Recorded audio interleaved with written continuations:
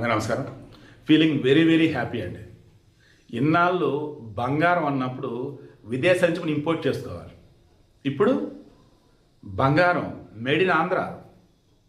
Jio Mysore company Jonnagiri gold fields నుంచి బంగారం వెలికి తీసి మొన్న 24వ తారీఖున నాయుడు గారి చేతుల మీదుగా మన కర్నూలులో కొండరెడ్డి బుడి దగ్గర షరాఫ్ బజార్ అని ఉంటుంది. మొత్తం జ్యువెలరీ షాపులు ఉంటాయి. ఐ థింక్ వెంకటాచలపతి రోడ్డు కూడా అంటారు. ఆ షరాఫ్ బజార్లో నాకు తెలిస్తే షరాఫ్ బజార్ నాకు తెనాలి గుర్తొచ్చింది. తెనాలో వహాబ్ రోడ్ అని ఉంటుంది, మొత్తం ఆటోమొబైల్. షరాఫ్ బజార్ అని ఉంటుంది, అక్కడ మొత్తం జ్యువెలరీ షాప్స్ ఉంటాయి. సో కర్నూలు కూడా అలాగే ఉంది. మేబీ షరాఫ్ అంటే మేబీ ఏదన్నా హిందీ వర్డ్ అనుకుంటా, వ్యాపారానికి సంబంధించి.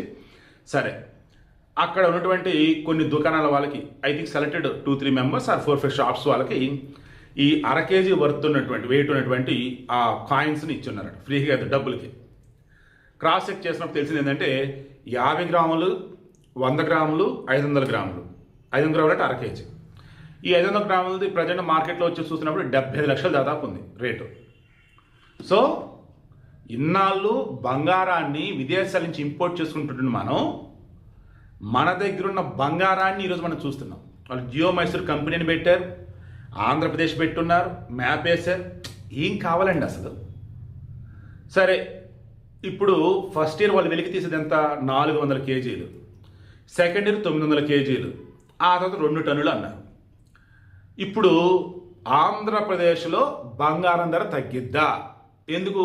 విదేశాల నుంచి ఇంపోర్ట్ చేసుకోవట్లా, ఇక్కడే తయారవుతుంది, ఇక్కడే అమ్ముతున్నారు కదా, రేటు తగ్గాలి కదా. బంగారం అనేది ఎలా ఉంటుందంటే అది ఓ రకంగా ఇంటర్నేషనల్ కమోడిటీ టైప్ అనుకోవచ్చు. అది global commodity. And London bullion market ఉంటుంది, అంటే ఇంటర్నేషనల్ స్పాట్ రేట్ అని అంటారు. ఆ రేట్ల మీద బేస్ చేసుకొని ఎక్కడైనా అమ్మాలి. ఆ ట్యాక్సులు కావచ్చు, స్టేట్ గవర్నమెంట్ కట్టే రాయల్టీ కావచ్చు, ఇంక మిగతా ఏవైనా కానీ ఇంటర్నేషనల్ మార్కెట్లో రేట్లు ఉంటాయి కదా, దాన్ని బేస్ చేసుకొని అమ్మాలి. ఒకవేళ నువ్వు విదేశాల నుంచి ఇంపోర్ట్ చేసుకున్నావు, అప్పుడు ట్యాక్స్లు ఏవో వేసావు, అప్పుడు ఇంటర్నేషనల్ మార్కెట్లోవి అండ్ ఇక్కడ ట్యాక్స్లు అన్నీ కలగాలి. అప్పుడు రేట్ ఇక్కడ మన ఇండియాలో ఫిక్స్ చేస్తారు. మరి ఇప్పుడు ఇండియాలోనే కదా అన్నప్పుడు, ట్యాక్స్ అంతా లేవు కదా అన్నప్పుడు ఎంత ఇంపోర్ట్ చేసుకుంటున్నారు? ఎంత నీకు ఇక్కడ ప్రొడ్యూస్ అయింది? భారతదేశం per year approximately 800 turns to 1000 turns, అంటే దాదాపు 8 లక్షల కేజీలు నుంచి 10 లక్షల కేజీల వరకు మనోళ్ళు ఇంపోర్ట్ చేస్తున్నారు గోల్డ్ని ప్రతి సంవత్సరం. మన జొన్నగిరి గోల్డ్ ఫీల్డ్స్ బయట తీసిన ఎంత? 400 కేజీలు మొత్తంగా సంవత్సరానికి మొత్తం. దాంతో పోలిసి ఇది ఎంత? 1% కాదు, 0.5% అంతే. ఓవరాల్ మొత్తం మీద కదా రేట్ వేసేది, దీని ఒక్కదాని మీద కాదు కదా. అప్పుడు ఏమైంది? ఆటోమేటిక్గా అన్ని కలగలిపినప్పుడు రేటు సేమ్ యాసిస్గానే ఉంటుంది. కొత్తగా ఏపీలో బంగారు రేటు తగ్గదు. కాకపోతే అక్కడ పెద్ద jewellery complex, jewellery mart, jewellery market yard అటువంటిది రాబోతుంది. ఎందుకంటే వాళ్ళు ఏమన్నారంటే బంగారాన్ని వాళ్ళే శుద్ధి చేసి 24 క్యారెట్ అన్నప్పుడు 99.99 అన్నట్టు అనుకో, 999 అన్నట్టు అనుకోవచ్చు. స్వచ్ఛత దాన్ని లోకల్ మార్కెట్లో వాళ్ళకి ఇస్తున్నారు. అప్పుడు దాన్ని కరిగించి చక్కగా తయారు చేయొచ్చు కదా. ఏవి? ఆభరణాలు అవన్నీ కూడా వస్తే ఈ జొన్నగిరి గోల్డ్ ఫీల్డ్స్ అన్నప్పుడు స్వర్ణగిరిగా మారుస్తున్నారు. అయితే చుట్టుపక్కల అక్కడే రావాలి, పెద్దది బంగారం మొత్తం తయారు చేసే విధంగా పెద్ద పెద్ద షాప్స్ కానీ ఫ్యాక్టరీలు కానీ. అలా లేదు అన్నప్పుడు కర్నూలులోనైనా ఓకే. అండ్ ఎంప్లాయ్మెంట్ ఇప్పటివరకు 700 మందికి ఉపాధి కల్పించారు. పెట్టుబడి 450 కోట్లు. ఈ ఎంప్లాయ్మెంట్ అన్నది మేబీ ఇంకా ఎంప్లాయీస్ ఇంకో ఒక 750 కూడా పెరగవచ్చట. అంటే దగ్గరగా 1500 మందికి దాదాపు ఉపాధి దొరికింది.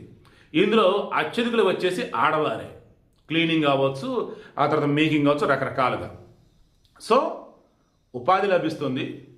ఇన్నాళ్ళు భారతదేశంలో బంగారం వెలికి తీయటం అంటే ప్రభుత్వ రంగ సంస్థలు చేయాలి. ఆఫ్టర్ ఇండిపెండెన్స్, స్వతంత్ర భారతదేశంలో ఫస్ట్ టైం ఒక ప్రైవేట్ కంపెనీ బంగారాన్ని వెలికి తీసింది. అది ఆంధ్రప్రదేశ్లో మన చంద్రబాబు నాయుడు గారి యొక్క చలవతో. కరెక్ట్గా నన్ను ఈ వర్డ్, ఎందుకంటే అందరూ ఆలోచిస్తారు, ఈ మనిషి అడిగేస్తాడు, ముందు ఆలోచించి పెట్టుకుంటాడు, సమయం రాగానే గో హెడ్ అంటాడు, టక్క నడిచిపోతుంది. అక్కడ మొత్తం 1500 ఎకరాలు ఇచ్చున్నారు, 600 ఎకరాలు ఇప్పుడు తవ్వకాలు జరుగుతూ ఉన్నాయి. సో అది విషయం. మెయిన్గా నేను చెప్పడం ఒకే ఒకటి, స్టేట్ గవర్నమెంట్కి బ్రహ్మాండంగా రాయల్టీ వస్తుంది. అండ్ నాణ్యమైనటువంటి బంగారం మన దగ్గర ప్రొడ్యూస్ అవుతుంది. భారత్లో బంగారం ఎక్కడ ప్రొడ్యూస్ అవుతుందంటే ఇప్పుడు కళ్ళ ముందు కనిపిస్తుంది ఆంధ్రప్రదేశ్లో జొన్నగిరి. వరల్డ్లో బంగారం ఎక్కడెక్కడ ప్రొడ్యూస్ అవుతుంది ఏంటి అన్నప్పుడు రకరకాల దేశాలు చెప్తారు. ఇండియాకి వచ్చేసరికి జొన్నగిరి ఆంధ్రప్రదేశ్ ఇప్పుడు చెప్తారు. సో ఓవరాల్గా అసాధ్యాన్ని సుసాధ్యం చేశాడు. స్వతంత్ర భారతదేశంలో మొట్టమొదటిసారిగా ఒక private company gold mining up చెప్పారు, తవ్వకాలు జరిపారు, స్వచ్ఛమైన గోల్డ్ ఆల్రెడీ మార్కెట్ కూడా అమ్ముతున్నారు. This is Naidu, this is Swarnandhra. ఓవరాల్గా నిజంగా నాకైతే చాలా చాలా హ్యాపీగా ఉంది. రేట్లు అయితే తగ్గవు, కానీ ఇంకా రాను రోజు బాగా వెలుగు తీస్తూ కనుక పోతూ ఉన్నట్టయితే విదేశీ మార్కెట్ ఫారెన్ రిజర్వ్స్ ఏవైతే మన దగ్గర పెరుగుతూ పోతాయి. అండ్ ఇంపోర్ట్ ట్యాక్స్లు అవన్నీ తగ్గుతున్నప్పుడు బంగారం మీద ఆటోమేటిక్ దీని మీద ట్యాక్స్ ఏమి ఉండదు కాబట్టి అప్పుడు కొంచెం తగ్గే ఛాన్స్ అయితే ఉండొచ్చు. బట్ భవిష్యత్తులో